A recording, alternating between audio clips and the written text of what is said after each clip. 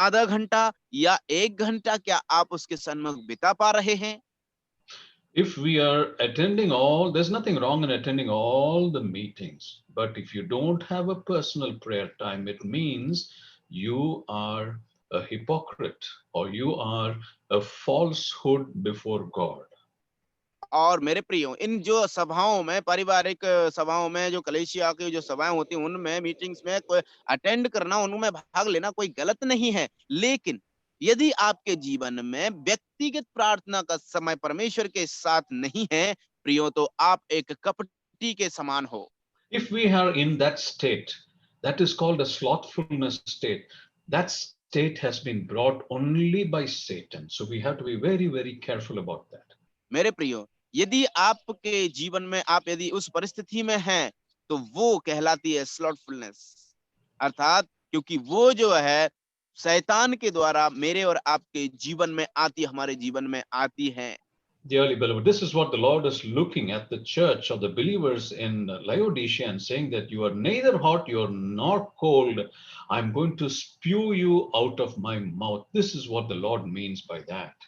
मेरे प्रिय भाई, इसीलिए तो परमेश्वर जो है कलीसिया, लौदीकिया की कलीसिया को ये बोलता है कि ना तो तू ठंडा है और ना ही तू गर्म है, इसलिए मैं तुझे अपने मुंह से उगलने पर हूं, क्योंकि तू गुनगुना है। All right, the Lord is saying in that verse, if you, I think it's verse 16, I think, verse 15, I think it says, if I would thou wert either hot or either cold. Isn't it, Deepu? Which verse is that? 15 or yes 16? Yes yes, 15 15. Yeah, read 15। that verse. Read that verse. या और मैं तेरे कामों को जानता हूं कि तू ना तो ठंडा है और ना गर्म, भला होता कि तू ठंडा या गर्म होता। See, why did the Lord say that? Either you should be hot or you should be cold. Why did the Lord say that? और प्रभु यहाँ पर ऐसा क्यों कहते हैं, या तो तू ठंडा होता या गर्म होता? Now, you know that when I told you the history of the Laodicea church, the water, they used to get it from many kilometers away. And by the time the water reached their place, it was not hot, it was not cold. और जैसे कि इतिहास में जब हमने पहले अभी पिछले समय में जब उसका इतिहास देखा था, तो इतिहास मैंने बताया था आपको कि जो लौदीकिया के लोगों को लिए जो पानी आता था, वो बहुत किलोमीटर दूर से आया करता था। इसलिए जब वो वहां से आते आते जो है, ना तो वो ठंडा रहता था, ना ही गर्म, वरन गुनगुना होकर के वो पानी उनके पास पहुंचता था। All right.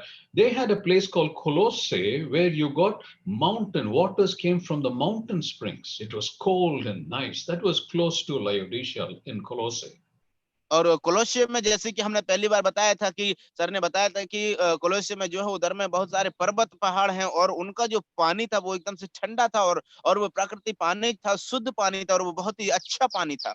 And on the other side, they had a place called Hierapolis where there was hot water springs. और उसके बाद में बताया था कि जो हिरापुलिस उसके बगल में है, उधर में जो है गर्म पानी के झरने थे उधर में। So when the Lord was speaking to the believers in Laodicea, they clearly understood what the Lord meant by neither hot nor cold. See how the Lord is so kind and good and loving in speaking to us in language that we understand, in a situation that we understand. और इधर में देखिए कितनी सदर सरल भाषा में परमेश्वर जो है उनसे बात कर रहे हैं, परिस्थिति के अनुसार उनकी भाषा को हम भली भांति समझ सकते हैं कि उस समय के लोगों के प्रति उस समय का जो परिस्थितियां कैसा था, उसी प्रकार से परमेश्वर बात कर रहे हैं, ताकि हम लोग और या वो विश्वासी लोग वहां के समझ जाएं। Now, when the Lord said, I would that thou wert hot or cold, if you are in a cold condition, it is very easy to be revived. और इधर में यदि वो परमेश्वर इसीलिए कहते हैं कि या तो तू ठंडा होता या गर्म होता, यदि तू ठंडा होता तो आपको जो है रिवाइव करने के लिए बहुत सरल था। But if you're in a lukewarm condition, it is a falsehood, a false complacency. We are portraying a different self, so it's very difficult to correct that person, or very difficult to bring him back to a normal state. और यदि तुम जो है गुनगुने हो, तो गुनगुने को जो है एक सामान्य परिस्थिति में लाना बहुत ही मुश्किल है, क्योंकि जो गुनगुनापन जो है वो एक झूठेपन को दिखलाता है, और उस व्यक्ति के अंदर यदि ऐसा है तो उसको एक सामान्य स्थिति में लाना बहुत ही Yeah, कठिन yeah. है। Because this person always feels that I'm all right. There's nothing wrong with me. What is wrong with me? I'm fine. So when you have this attitude, it's very difficult to change it. That's why the Lord said, I wish you were either hot or cold. और इधर में ऐसा व्यक्ति वो इस प्रकार से बोलता है कि नहीं, मेरे अंदर तो कोई गलत बात है नहीं, मैंने कोई गलती नहीं किया, मैं तो सही हूँ। और इसीलिए ऐसे व्यक्ति के लिए परमेश्वर यहाँ पर उस व्यक्ति के लिए ऐसा कहते हैं कि तू ना तो ठंडा है और ना ही गर्म, तू गुनगुना है। All right, let's read one verse because of time. 1 Timothy 4 and verse 14. चलिए हम लोग एक वचन को पढ़ेंगे, पहला तीमुथियुस की पत्री उसका 4 अध्याय उसका 4 वचन।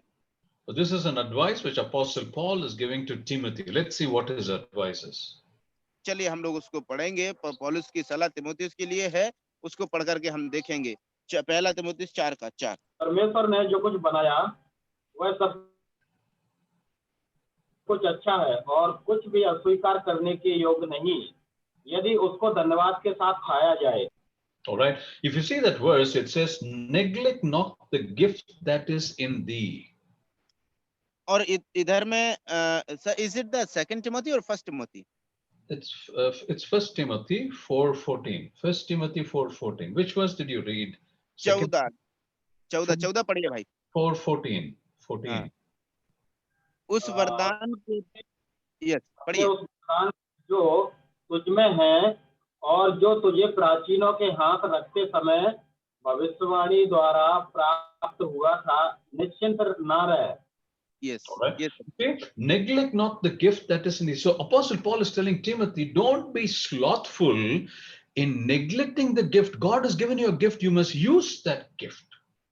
और इधर में परमेश्वर यहाँ पर कहते हैं कि तुम्हें जो वरदान दिया गया है उसके प्रति तुम निश्चिंत मत रहो। All right. Now, if you see the foolish virgins, what did they do? They were sleeping. Those 5 virgins were not prepared for the bridegroom's coming. Their lamps were found without oil. What is that? That condition is called slothfulness. मेरे प्रियो, यहाँ पर हम लोग जो परिस्थिति को क्या देखते हैं कि जब प्रभु यीशु मसीह आने वाले थे, वहां पर 10 कुंवारियों के दृष्टांत में वहां पर 5 जो है वो बड़ी ही मूर्ख थी और वो परमेश्वर का जो उसका दूल्हा आ रहा था उसकी बाट जोहने में वो तैयार नहीं थी। और उधर में हम देखते हैं कि उनकी मसालों में यहाँ तक कि तेल की भी कमी थी और वो परिस्थिति कहलाती है कि वो निश्चिंत रहते हैं। So dearly beloved, the lesson for us here is we need to check our personal prayer life. Is there slothfulness in my life, in your life? Are we not spending sufficient time communicating in the Lord through prayer, 30 minutes or 60 minutes a day? That is the lesson we learned from this letter which the Lord wrote to Laodicea many centuries back. मेरे प्रिय भाइयों बहनों, यहाँ से हमको यही पाठ सीखने की आवश्यकता है। हमको यहाँ से सीख मिलती है कि हम इसी प्रकार से अपने व्यक्तिगत जीवन की परिस्थिति को जांचें। क्या मैं परमेश्वर के साथ व्यक्तिगत प्रार्थना के द्वारा आधा घंटा या 1 घंटा 1 दिन के अंदर व्यतीत कर पा रहा हूँ? यदि नहीं तो मेरे जीवन में ये स्लॉटफुलनेस अर्थात निश्चिंत रहना ये गलत है, क्योंकि विश्वासियों के लिए, लौदीकिया के विश्वासियों के लिए परमेश्वर कहते हैं कि तुम्हारे अंदर जो स्लॉटफुलनेस अर्थात वो निश्चिंतता। All right, let's move on. Yeah, let's move on to the next verse. Verse 17 is a supposition. This is what the Lord is telling you. Think something about yourself. That is the meaning of supposition. और यहाँ पर जो supposition का मतलब है वो अपने आप में संतुष्ट समझता है। यदि में वचन कहता है 17 में कि तू कहता है कि मैं धनी और धनवान हूँ, हो गया हूँ, मुझे किसी वस्तु की घटी नहीं, और यह नहीं जानता कि तू अभागा और तुच्छ और कंगाल और अंधा और नंगा है। Yeah, tu कहता है. See, because thou sayest, note that word. The Holy Spirit has specifically used that word, thou sayest, meaning in your mind you think you are so and so. और यहाँ पर प्रभु जो पवित्र आत्मा ने जो वचन यहाँ पर एकदम से सही देखा है, इधर में वो कहता है कि तू कहता है। इसका मतलब ये है कि तू अपने मन में समझता है ऐसा कि मैं ये हूं, मैं वो हूं, फलाना ढकाना। The Laodiceans thought everything is all right with me, with us. There's nothing wrong with us. That is their thinking. That is what they were telling themselves. और वो अपने आप को ऐसा कह रहे थे कि लौदीकिया के विश्वासियों के लिए परमेश्वर मिले, हमारे लिए सब कुछ, हम सब कुछ कर सकते हैं, अपने आप में संपन्न हैं। All right. They said, we are rich. उन्होंने कहा हम धनी हैं We have everything we need. और हमको जो भी जरूरत है वो हमारे पास है, I don't need anything more. हमें किसी वस्तु की घटी नहीं है और किसी जरूरत नहीं है। Yeah, this is what they thought. But now see what the Lord is thinking about them. लेकिन अभी ये तो लौदीकिया के विश्वासी लोग कह रहे थे, लेकिन प्रभु उनके लिए क्या कहते हैं उसको देखिए जरा। You see in that verse, he says, you are wretched. वो यहाँ पर प्रभु कहते हैं कि तू अभागा है You are miserable. और तू तुच्छ है, You are poor. तू कंगाल है, You are blind. तू अंधा है, You are naked. तू नंगा है। You see, they thought about themselves that everything is good, but look at how the Lord is looking at them and saying, listen, this is how you are. To me, this is how you are. So you have to change. Don't think that you are perfect.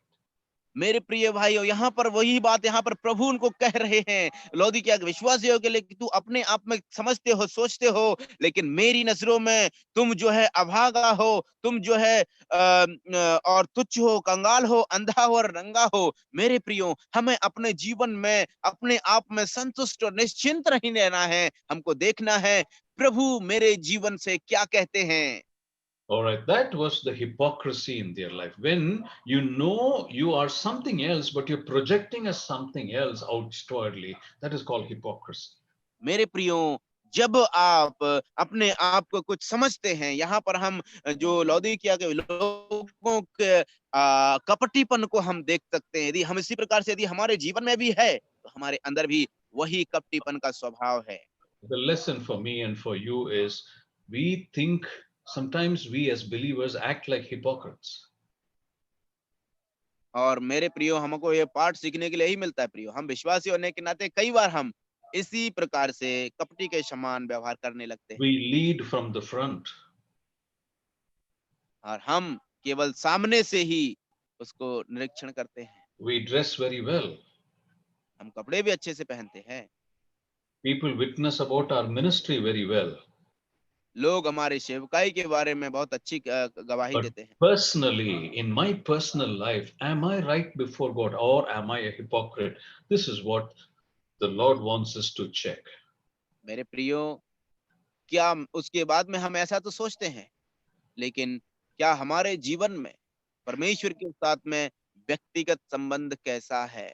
Dearly beloved, the Laodiceans inwardly had a great pride in themselves, but spiritually they were very poor. मेरे मेरे प्रिय भाइयों बहनों, लौदीकिया के लोग जो है अपने अंदर बहुत ही घमंड भरे हुए लोग थे, लेकिन उनका आत्मिक जीवन में कोई बढ़ोतरी नहीं It थी। is sad that they did not know their spiritual condition. Very sad. ये तो बड़े दुख की बात है कि वो अपने आत्मिक परिस्थिति को, आत्मिक स्तर को नहीं जानते थे, वो निश्चिंत थे उसके बारे में। We all know about the scribes and Pharisees. We all know about these people very well. हम सभी लोग भली भांति जानते हैं शास्त्री और फरीसियों को। Now, these people are well learned people. These people are well qualified and learned in the scriptures. और ये जो लोग हैं, सभी लोग भली भांति परमेश्वर के वचन का ज्ञान रखने वाले निपुण लोग हैं। Now, look, let's read that verse, chapter Matthew 23:27. Let us see what the Lord is telling about them. चलिए हम लोग मत्ती रचित सुसमाचार उसका 23 का 23 वर्ष 27. 27, 23 का 27, कोई भी भाई यदि मिलता है तो जल्दी से पढ़ दे। हे कपटी शास्त्रियों और फरीसियों, तुम पर हाय, तुम चूना फिरी हुई कब्रों के समान हो, जो ऊपर से तो सुंदर दिखाई देती हैं, परंतु भीतर मुर्दों की हड्डियों और सब प्रकार की मलिनता से भरी हैं। Oh, listen. Now, the people of the world, the Jews and the others, Gentiles, when they look at the Pharisee, they know that they're very, very well educated, they're qualified, they know the Bible very well. अभी इधर में हम इस बात को देख सकते हैं कि इधर में प्रभु कहते हैं कि जो सादुसी और फरीसी लोग जो है अपने आप को ऐसा समझते हैं कि हम बहुत ज्ञानी और निपुण लोग हैं, हम अच्छे से साफ सुथरा रहते हैं बाहरी तौर से। And the others also think the same. They think that they're well qualified, they know the scripture very well. और उसके बाद में और भी दूसरे लोग जो हैं वो भी अपने आप को ऐसा ही समझते हैं कि हम तो, हमारे जीवन में कोई कमी नहीं, हम अच्छे से बड़ी बात ही जानते हैं, परमेश्वर के वचन में निपुण हैं, हम ज्ञान है उसका। But look at what the Lord is saying. The Lord is calling them whited sepulchres. यहाँ पर लेकिन ध्यान दीजिए, परमेश्वर उनको किस नाम से पुकारते हैं? वो कहते हैं कि तुम चूना पुती हुई कब्रों के समान हो। Oh my. So that is the condition. So we as believers, as New Testament believers, we have to be very, very careful about what my spiritual condition is, what your spiritual condition is.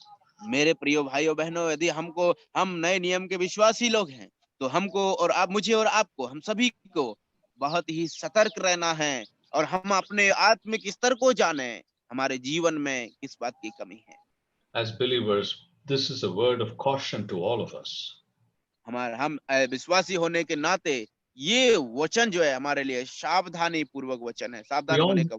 we all know about Samson, the mighty man. When his hair was cut, he never knew that the Lord's presence was not with him, and that is a pathetic condition. और हम सभी लोग जानते हैं उस बहुत ही ताकतवर व्यक्ति को, शामसन को, जब उसके बाल कट गए थे, तो वो इस बात को नहीं जानता था कि परमेश्वर की शक्ति अभी मेरे से नहीं रही, वो चली गई है। और Dearly, वो yeah, उसके लिए बहुत दुखित घटना हुई थी। dearly beloved, we have to be careful. This is a word of caution to you and me about our personal prayer life, our personal fellowship with the Lord.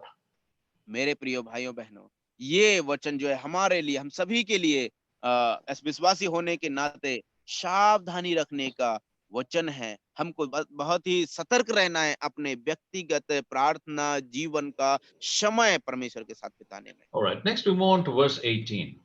चलिए हम लोग अगला वचन को हम लोग पढ़ेंगे, वचन All right. 18। So what the Lord is suggesting something to the believers at Laodicea. और यहाँ पर प्रभु उन लौदीकिया के विश्वासी लोगों के लिए कुछ सलाह देते हैं। इधर में लिखा है, इसीलिए मैं तुझे सम्मति देता हूँ Yeah. कि आग में ताया हुआ सोना मुझसे मोल ले कि तू धनी हो जाए, और श्वेत वस्त्र ले ले कि पहनकर तुझे अपने नंगेपन पर नंगा लज्जा ना हो, और अपनी आंखों में लगाने के लिए सुरमा ले कि तू देखने लगे। Yeah. Three things the Lord is telling them. यहाँ पर 3 बातें प्रभु उनको सम्मति दे रहे हैं। So he's saying, buy from me gold.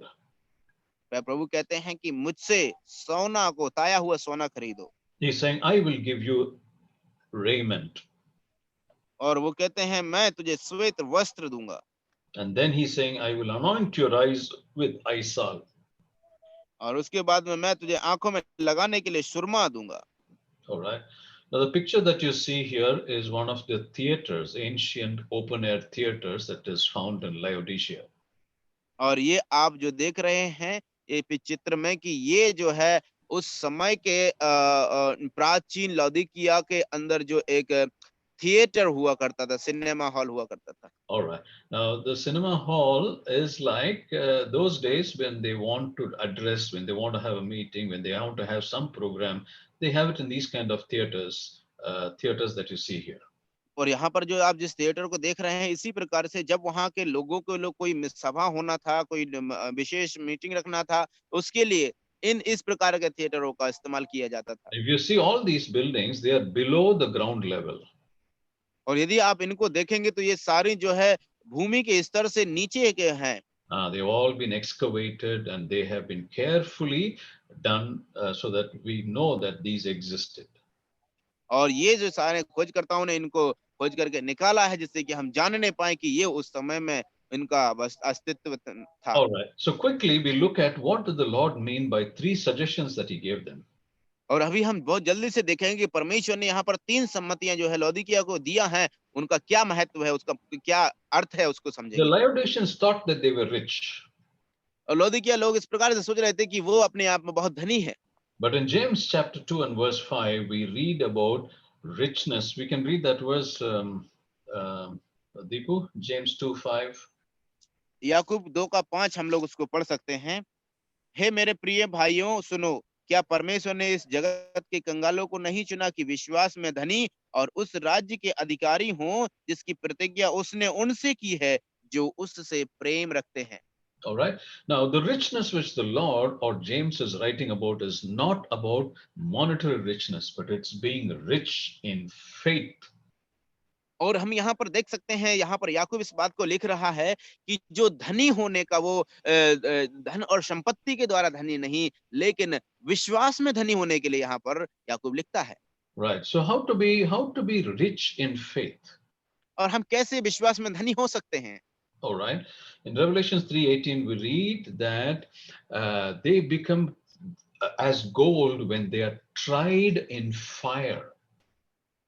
और इधर में वचन में यहाँ पर इस प्रकार से कहता है कि वो धनी बन गए जब उन्होंने सोना को आग में ताया हुआ सोना को पाया। So when the Lord says, "Buy from me gold," He means that He wanted this church to keep in mind through suffering, through affliction, they will shine forth as brilliant gold.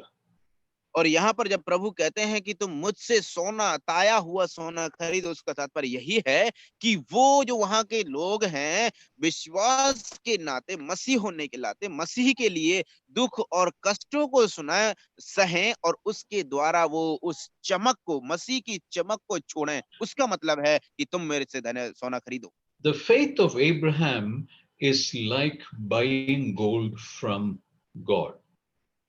और Abraham का विश्वास जो है उसी के परमेश्वर से सोना खरीदने के समान है। All right, because after a long time, when he was 99 years old, he got a son, and that son, the Lord asked him to sacrifice. He was about to kill him, knowing in his heart that the Lord will resurrect him and give him. That is the faith, and that is the suffering that Abraham went through. That is what the Lord is referring to. और Abraham के जीवन में Abraham का विश्वास जो है परमेश्वर के सोना लेने के समान इसलिए हुआ कि जब वो 99 वर्ष से और बड़ी उम्र में हो गया, उस समय में परमेश्वर ने उसको एक पुत्र दिया। और उसके बाद में जब उसका पुत्र बड़ा हो गया तो उसी परमेश्वर ने उसको कहा कि तुझे इस पुत्र को मुझे बलिदान करके चढ़ा दे। और उस समय में अब्राहम के अंदर ऐसा विश्वास था कि परमेश्वर इस पुत्र को पुनर्जीवित कर देगा। उस प्रकार का विश्वास जो है सोना लेने के समान है परमेश्वर से। So the Lord was telling the believers in Laodicea, it is not your gold, it's not your riches, it's not your money. When you're willing to be sacrificed, when you're willing to go through trials, and when you come out as gold in my expectation, that is what I desire. That is what is the meaning of buy from me gold. मेरे प्रियो, यहाँ पर परमेश्वर जो है उन विश्वासियों को यही बात कहते हैं और कि वो ऐसा कहते हैं कि तुम्हारा धन और तुम्हारा संपत्ति, तुम्हारा जो सोना चांदी सब कुछ मेरे सामने कुछ नहीं है, लेकिन जब तुम मेरे लिए कष्टों को सहने के लिए तैयार हो गए, जब तुम मेरे अपेक्षा जो मैं चाहता हूं यदि उसके स्तर तक तुम पहुंचोगे, तब मैं तुम्हारे जीवन से प्रसन्न हूंगा। ऐसा प्रभु यहाँ पर कहते हैं। Now, the second thing which the Lord is suggesting to them is, I will give you raiment or garment. और दूसरी बात यहाँ पर प्रभु कहते हैं कि मैं तुझे श्वेत वस्त्र दूंगा। Now, what is this garment? This is the garment of righteousness that God is referring to. और यहाँ पर जो श्वेत वस्त्र जो यहाँ पर प्रभु यहाँ पर उनको देने की बात करे, इसका मतलब क्या, इसका अर्थ क्या है? It's the garment of righteousness which God is referring to. और यहाँ पर जो है जो श्वेत वस्त्रों का यहाँ पर परमेश्वर कह रहे हैं, तो वो धार्मिकता के वस्त्र के बारे में यहाँ पर कह रहे हैं प्रभु। By the cross and the sacrifice, we are all made righteous. और हम उस बलिदान के द्वारा और क्रूस के द्वारा हम सभी लोग जो है धर्मी ठहराए गए हैं। Let us not be righteous in our own sight. I've done this, I've done that, I've gone there, so I'm righteous. No, it is because of what the Lord did on the cross, we are always made righteous. That is what the Lord was telling them. इसलिए मेरे प्रिय भाइयों, हम लोग स्वार्थी ना बने ऐसा कहते हुए कि मैंने ऐसा किया, वैसा किया, वैसा किया, वो किया, फलाना किया, ढकाना किया, लेकिन हम इस बात को जाने कि परमेश्वर के सामने मेरी धार्मिकता का स्तर क्या है, क्योंकि मैं परमेश्वर के उस बलिदान के द्वारा धर्मी बना। Right. Now, the third thing which the Lord is suggesting is that I will anoint your eyes with the eye salve. और तीसरी बात यहाँ पर प्रभु इस बात को कहते हैं कि मैं तेरी आंखों के लिए सुरमा दूंगा। All right. Why does he say that? Because when he applies the eye balm, the eye can see. और उस यदि उस ऐसा प्रभु इसलिए क्यों कह रहे हैं सुरमा देने की बात, क्योंकि जब तू सुरमा लगाओगे तो तुम देखने लगोगे। right? When you cannot see, you will not be able to walk. So the Lord was saying that you must be able to see me. Only then you will be able to walk according to what I want you to walk. और यहाँ पर प्रभु कहते हैं कि यदि तू सुरमा नहीं लगाएगा तो तू देख नहीं पाएगा मेरे सामने, और जब तू सुरमा लगाएगा तो तू देखने लगेगा। प्रभु यही कह रहे हैं कि जब तक तू ना देखेगा तो गिर जाएगा, जिस दिन तू देखने लगेगा मेरे सामने तो चलने पाएगा। So the lesson for you and me is the Lord is calling us to be tried in our faith. और यहाँ पर प्रभु मेरे और आपके लिए यही पाठ है सीखने के लिए कि प्रभु हमको बुला रहे हैं कि हम उसके सामने चले। The Lord wants to cover us with His righteousness, not our righteousness. परमेश्वर जो है अपनी धार्मिकता के द्वारा हमको कवर करना चाहते हैं, ढकना चाहते हैं। And the Lord wants us to have a perfect sight for Him and His word.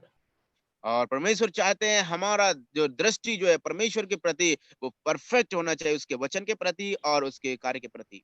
And then we read in verse 19, the Lord is talking about His strictness about what He expects from His people. और उसके बाद में वचन 19 में हम इधर को देखते हैं कि परमेश्वर जो है उनके लिए सतर्क होने के लिए कहते हैं, उसको हम देखते हैं वचन 19 में। Yeah, read that verse, Deepu. मैं जिन जिन से प्रेम करता हूँ उन सबको उलाहना और ताड़ना देता हूँ, इसलिए Oh, गर्म हो और yes. मन। So He says, as many as I love, I rebuke and chasten. This is what He's saying. This is what He told the church at Laodicea, that I'm going to, because I love you, I'm going to rebuke you and chasten you. और इधर में प्रभु यहाँ पर कहते हैं क्योंकि मैं तुमसे प्रेम करता हूँ इसलिए मैं तुझे उलाहना और ताड़ना देता हूँ। All right. So which means when we go through suffering, when we go through trials, it is because of the Lord loves us, and it is because the Lord wants to draw us more nigh to Him. और यहाँ पर प्रभु यदि इस प्रकार से यदि हमारे जीवन में कष्ट, मुसीबत, परेशानियां आती हैं, ताड़नाएं आती हैं, तो वो इसलिए नहीं कि हमको कष्ट सहे, लेकिन प्रभु हमको अपने पास बुलाना चाहते हैं, हमसे प्रेम करते हैं, इसीलिए हमारे जीवन में कष्ट, मुसीबत और उसकी ताड़नाएं आती हैं। All right. The next portion is verse 20. उसके बाद में अगला भाग हम वचन 20 में देखते हैं। Let's read verse 20. आइए हम पढ़ेंगे। देख मैं द्वार पर खड़ा हुआ खटखटाता हूँ, यदि कोई मेरा शब्द सुनकर द्वार खोलेगा तो मैं उसके पास भीतर आकर उसके साथ भोजन करूंगा और वह मेरे साथ। All right. Now, when we started off in the letter of to the Ephesians, to the church in Ephesus, the Lord was roaming in the midst of the candlesticks, among the churches, in the middle of the churches. और हमने Ephesus की कलीसिया का जब अध्ययन किया था तो उधर में हमने देखा था कि परमेश्वर जो है, जो सोने के 7 दीवारें हैं, उनके बीच में जो है घूम रहा था, घूमा फिरता था, चला फिरता करता था। But here in Laodicea, we find that he is outside the church. लेकिन यहाँ पर लौदीकिया में हम देखते हैं कि परमेश्वर यहाँ पर बाहर है, कलीसिया के बाहर है। The same Lord who was in the midst and he was moving among the candlesticks, now we find he is outside the church. यहाँ पर हम देखते हैं कि यहाँ पर परमेश्वर जो पहले जो है 7 कलीसियाओं के बीच में, उनके बीच में चला फिरा करता था, अभी हम वही परमेश्वर को देखते हैं यहाँ पर कि वो बाहर है, द्वार पर खड़ा हुआ है। Why? Because the church in Laodicea, they were in a state of slothfulness. They were thinking very high about themselves. They forgot to give place to the Lord. और इधर में परमेश्वर इनसे बाहर क्यों है इस कलीसिया से? क्योंकि लौदीकिया के लोग और विश्वासी लोग जो है अपने आप के विश्वास के, अपने बारे में बहुत ही परमेश्वर के प्रति, वचन के प्रति, प्रार्थना के प्रति बहुत ही निश्चिंत थे। और दूसरी बात, उनके अंदर घमंड था। तीसरी बात, वो परमेश्वर के बारे में बिल्कुल नहीं सोचते थे, ना ही उनके व्यक्तिगत जीवन के बारे में। इसीलिए परमेश्वर यहाँ पर कहते हैं, मैं द्वार पर खड़ा हुआ खटखटाता हूँ। Dearly beloved, we must check our spiritual condition whether the Lord is outside. We are doing so many spiritual activities, but is the Lord outside? Have I lost my first love? Have I lost my communion with the Lord? Have I lost my fellowship with God? Am I hearing Him? Am I speaking to Him? This is a lesson for you and me. मेरे प्रियो, मुझे और आपको सीखने का पाठ यही है कि हम इस बात को जांचें, अपना परख करें, निरीक्षण करें कि मेरे जीवन का व्यक्तिगत संबंध परमेश्वर के साथ कैसा है। मेरा परमेश्वर के जैसा जो पहला सा प्रेम है, क्या वो अभी भी है? क्या मैं उसको खो दिया हूँ? मेरा व्यक्तिगत उसके साथ वार्तालाप करना, मेरा उसके साथ में संबंध रखना अभी कैसा है? इस बात को हम लोग जरूर जांचें कि हम इस बात को समझ पाए। If you read that verse once again, you'll find that he wants to come in, he wants to sup with you, he wants to have a dinner with you, he wants to have a meal with you. When you have a meal with your family, what do? You spend a lot of time. You don't go and sit in front of the TV. But when you're with your wife, your husband, your children, your brother, your sister, you want to sit with them, you want to talk with them, you want to eat with them. You spend a long time eating, isn't it? That is why here the Lord is saying, I want to come inside and I want to sup with you. We must give that opportunity to our Lord to sup with us. मेरे प्रिय भाइयों बहनों, यहाँ पर प्रभु क्या चाहते हैं? यदि हम 20 पद का और भी आगे का पद पढ़ते हैं तो यहाँ पर प्रभु इस प्रकार से कहते हैं कि मैं, यदि तू द्वार खोलेगा, यदि मेरा शब्द सुनकर कोई द्वार खोलेगा तो मैं उसके पास आकर के भीतर आकर उसके साथ भोजन करूंगा और वह मेरे साथ। प्रियो, परमेश्वर जो है, वैसे हम व्यक्तिगत तौर से आज यदि हम अपने परिवार में अपने परिवारजनों के साथ में भोजन करते हैं एक साथ मिलकर के, तो हम ऐसा नहीं करते कि उसी समय में टीवी के सामने जाकर के बैठते हैं, लेकिन नहीं, हम उनके साथ बहुत समय बिताते हैं, हंसी मजाक करते हैं, बातचीत करते हैं, हालचाल पूछते हैं। उसी प्रकार से परमेश्वर भी मेरे और आपके साथ में, हमारे साथ में सहभागिता रखना चाहते हैं, भीतर आकर भोजन करना चाहते हैं। यदि हम परमेश्वर को वो अपॉर्चुनिटी, वो यदि हम देंगे, परमेश्वर हमारे जीवन में आएंगे और हमारे साथ में भोजन करना चाहते हैं मेरे प्रियो। All right. Now we come to the last verse, which is the last division, which is verse 21. Read verse 21, Deepu. और चलिए हम लोग आखिरी जो विभाजन में आएंगे, जहां पर वचन 21 में है, वो 21 प्रकार से कहता है, जो जय पाए मैं उसे अपने साथ अपने सिंहासन पर बैठाऊंगा, जैसे मैं भी जय पाकर अपने पिता के साथ उसके सिंहासन पर बैठ गया। What a wonderful position the Lord is offering the church members of Laodicea. ओ कितना सौंदर्य और महान जो स्तर जो है परमेश्वर लौदीकिया के लोगों को दे रहा है, प्रमोट कर रहा है। Sitting in a throne for ordinary people like us is a dream. और इस प्रकार के सिंहासन पर बैठना सामान्य लोगों के लिए एक सपना ही होता है। But sitting in the throne along with the Lord Jesus Christ, what a great event that's going to be for the overcomers. और प्रभु यीशु के साथ में उस सिंहासन पर बैठना कितने महिमा और महान बात और कितनी बड़ी बात है, और उसके साथ में हमको बैठना। Dearly beloved, when we come out victorious of everything, read that verse once again. There's one more thing I want to show you. Read that, Deepu, 21. और इसे आइए हम एक बार और पढ़ेंगे इसी वचन को। जो जय पाए मैं उसे अपने साथ अपने सिंहासन पर बैठाऊंगा, जैसे मैं भी जय पाकर अपने पिता के साथ से उसके सिंहासन पर So बैठ। on that throne, the Father is sitting, the Lord Jesus Christ is sitting, and we are also going to sit. The overcomers, because the Lord overcame and he's sitting with his Father. Similarly, when you and I overcome, we're going to sit on the same throne. What a wonderful position for all of us. मेरे प्रियो, कितना कितना बड़ा हमको स्तर और position जो है परमेश्वर देना चाहते हैं। जिस सिंहासन पर उसका प्रभु यीशु का पिता बैठे थे, उसी पर प्रभु जाकर के बैठ गए। और जो हम में से जो जय पाए, विश्वासी लोग जो जय पाएंगे, उनमें से भी उसी सिंहासन पर जाकर के प्रभु के साथ में बैठेंगे। कितने आनंद की बात है मेरे प्रियो। But there is one condition. What is that condition? We have to overcome Satan, we have to overcome flesh and the world. That's the only condition. और हमारे लिए, हमारे जीवन के लिए यहाँ पर एक शर्त प्रभु ने रखी है। कैसे हम वहां पर बैठेंगे? जो कोई जय पाए शैतान के ऊपर, संसार के ऊपर, अपने शरीर की अभिलाषाओं के ऊपर, केवल यही शर्त प्रभु ने रखी है। यदि हम इन पर जय पाएंगे, परमेश्वर हमें सिंहासन पर बैठाएंगे अपने साथ। Dearly beloved, we have almost completed the study of the letter to the church at Laodicea. मेरे प्रिय भाइयों, आज हमने अभी यहाँ पर हमने लौदीकिया कलीसिया का अध्ययन को अंत कर दिया, समाप्त किया है। Never be slothful. हमें निश्चिंत कभी नहीं रहना है। Don't have a false satisfaction that you are perfect. और हमारे अंदर झूठा संतुष्टि नहीं होना चाहिए कि मैं परफेक्ट हूँ, संपूर्ण हूँ। Never be a hypocrite. और हमें कभी भी कपटी नहीं होना है। You must know that you are in a warm state, in a lukewarm state, if you don't have a close fellowship with the Lord. और आपको जो है, जब तक आपको एक ऐसी परिस्थिति में नहीं रहना है कि आप गुनगुने रहो, जब आपके साथ एक परमेश्वर के साथ एक अच्छा स्वभाव संबंध नहीं है। All right, I'm going to close it here. And because this notes, I will share it with you. There are many more things which I've skipped because of time.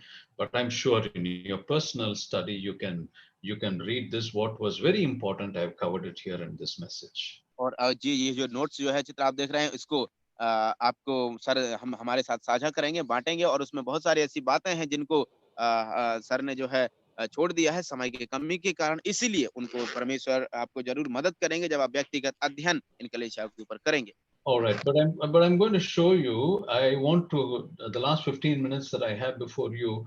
I want to share with you just an overview of all that we have learned just now.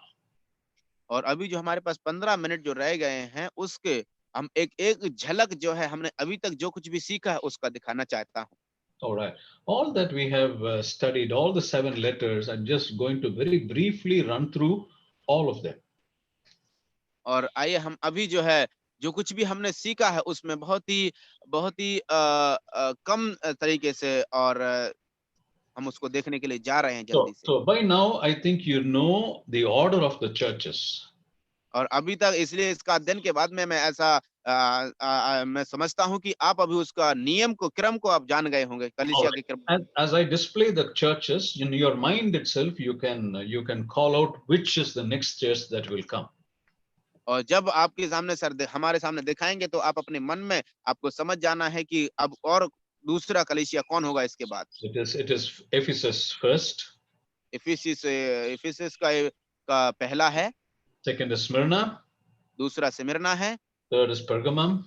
तीसरा है परगमोस। Fourth is Thyatira. Thyatira चौथा। And fifth is Sardis. और पांचवा है सरदिस की कलीसिया। Sixth is Philadelphia. छठवां है Philadelphia. And the last is Laodicea, which we learned just now. और अभी हमने जो सीखा है वो है लौदीकिया कलीसिया। I trust by now it should be in our memories. और मैं ऐसा भरोसा करता हूँ, आशा करता हूँ कि ये जो सब हमारे मन में अभी बैठ गया होगा। All right, this notes also which I'm sharing with you, I will send it to you so that you can use it for your reference and for your personal study. और जो वचन जो है सर ने हमको अभी अध्ययन कराया उन नोट्स से उन वो हमारे साथ में साझा करेंगे जिससे कि हमारे व्यक्तिगत अध्ययन के लिए लाभ पहुंचे। I also told you about the names of these ancient churches as what it is called today. और इन कलीसियाओं के जो प्राचीन नाम भी सर ने हमको बताए हैं कि वो आज वर्तमान में किन किन नामों से जाने जाते हैं। All of these 7 churches are found in Turkey. और ये सातों कलीसियां जो है तुर्की में पाई जाती हैं। These are all found in Asia Minor in those days, but in today's world it is called Turkey. और ये सारी जो है एशिया माइनर के भाग में हिस्से में पाई जाती हैं, लेकिन वर्तमान में ये अभी तुर्की कहलाता है उस जगह में है। Ephesus is called Selçuk और इफिसस कहलाता है सेल्सुक in today's world. और आज के वर्तमान समय में इफिसस सेल्सुक कहलाता है। All right, Smyrna is now in a place called Izmir in Turkey. और शिमिरना जो है तुर्की में आज इजमिर के नाम से जाना जाता है। And Pergamum is now in a place called Bergama in Turkey today. और परगमस जो है आज तुर्की में परगमा कहलाता है। All right, and Thyatira is now found in a place called Akhisar in Turkey today. और जो उसके बाद में जो कलीसिया अगली कलीसिया Thyatira. थुआतीरा कलीसिया जो है अखीसार कहलाती है तुर्की में। All right, and then we find Sardis is found in a place called Sart today. और सरदिस जो है तुर्की में आज सर्ट के नाम से जानी जाती है। And Philadelphia is found in a place called Alas-Sahir in Turkey today. और आज तुर्की में जो है फिलाडेल्फिया कलीसिया जो है आज अलास शहर के नाम से जानी जाती है। And finally, Laodicea is now in a place called Denizli in Turkey. और उस लौदीकिया जो है आखिरी आज तुर्की में डेनेस्ली के नाम से जानी जाती है। All right, now we will briefly go through all the churches, some important events I'll call to your memory and I will close. और कुछ महत्वपूर्ण तथ्यों को हम अभी देखेंगे जल्दी से और वो ताकि हमको अच्छे से याद हो जाए। So we know that Ephesus, the letter to the church in Ephesians, what kind of a church that is? और इफिसियों के कलीसिया का जो पत्र जो है वो किस प्रकार का कलीसिया था? It was a backslidden church or a love lost church? और पहले इफिसस की कलीसिया जो है वो पीछे चली गई और पहला अपने प्रेम को खोई हुई कलीसिया के नाम से जानी जाती All right. We find it in Revelations 2, verses 1 to 7. है। और उसको हम प्रकाश वाक्य 2 का 2 अध्याय 1 से लेकर के 7 तक उसको देख सकते हैं। All right. When the Lord accuses them, he's saying that you have lost your first love. जब परमेश्वर उन पर एक उतारना करते हैं और उन पर इल्जाम लगाते हैं कि तुमने पहला प्रेम खो दिया है।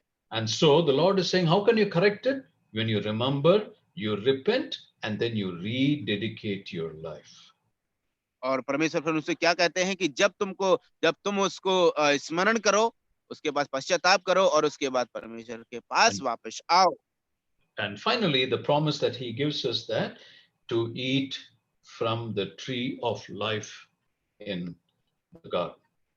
और उसके बाद में अंत में प्रभु कहते हैं कि जब उनको वायदा करते हैं यदि तुम उनके पास वापस आओगे तो वो तुम जीवन के वृक्ष में से सहभागिता रखने पाओगे। I hope you remember this. We have studied this in detail. I hope you remember that. आशा करता हूं कि आप लोगों ने इस बात को स्मरण रखा होगा, याद होगा, क्योंकि हमने इसको विस्तार से अध्ययन किया था। The second is Smyrna. दूसरा वाला जो है सिमिरना कलीसिया, Smyrna is known as the persecuted church. और सिमिरना कलीसिया जो है जानी जाती है कि वो सताई हुई कलीसिया, सताव से भरी हुई कलीसिया। You have it in Revelations 2 from verses 8 to 11. और आप उसको प्रकाशित वाक्य 2 का 8 से 11 तक उसको आप देख सकते हैं। And then the Lord was talking to them that you are a persecuted church. Not only that, you are going through poverty, and there's blasphemy amongst you, and there is the synagogue, the seat of the devil, seat of Satan is also amongst you. और यहाँ पर प्रभु इसलिए उनसे कहते हैं कि तुम जो है सताव की कलीसिया हो, सताव से होकर के गुजर रही हो, और वहां के लोगों का परिस्थिति को देख करके प्रभु कहते हैं कि तुम्हारे अंदर जो आराधनालय हैं वो शैतान के आराधनालय हैं, उनके द्वारा जो है कलीसिया वो सताव की कलीसिया कहलाती है। And the Lord is saying, fear not, do not worry about this. That's what the Lord is saying to them. और प्रभु उनको सांत्वना देते हैं कि तुमको डरना नहीं है, चिंता मत करो। Then he's saying that those people who overcome will not be hurt by the second death. That's the promise of the consolation that he tells them. और परमेश्वर उनको सांत्वना देते हैं, प्रभु कहते हैं कि जो कोई इससे विजय पाएगा वो जो है दूसरी मृत्यु को नहीं देखेंगे। The next church that we see is Pergamum. और दूसरी कलीसिया जो है हम देखते हैं उसके बाद में अगली कलीसिया परगमुस। Pergamum is a compromising church. परगमुस जो है दूसरों के साथ में सहभागिता रखने वाली है। Yeah, we find it in Revelation 2 verses 12 to 17. और हम प्रकाश वाक्य 2 का 12 से लेकर के 17 तक उसको प्राप्त देख सकते हैं। समझौता करने वाली चर्च, समझौता करने वाली। Yes sorry, All right. समझौता करने वाली। Thank you. And then the Lord is accusing them and saying that you got the doctrine of Balaam and you got the doctrine of the Nicolaitans amongst you.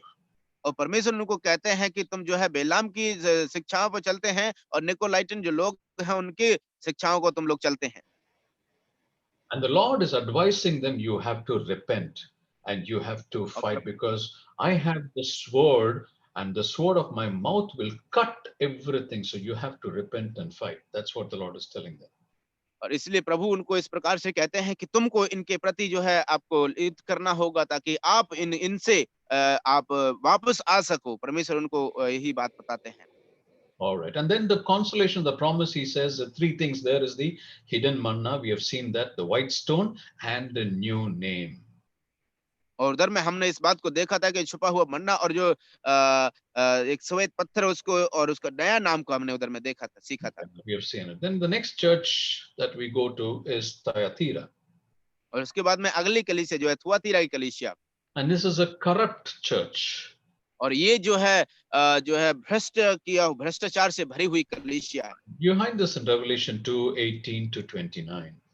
और इसको हम प्रकाश वाक्य 2 का 18 से लेकर के 22 तक देख सकते हैं। And the Lord is warning them and telling them that the policy of Jezebel is found amongst you. और परमेश्वर उनको इस प्रकार से चेतावनी देते हैं कि तुम्हारे अंदर इजेबेल की जो परंपरा है और उन वो पाई जाती हैं तुम्हारे अंदर। And the promise that he's giving to these members in these churches said you will have no more burden and you will have the power over all the nations and you will get the morning star.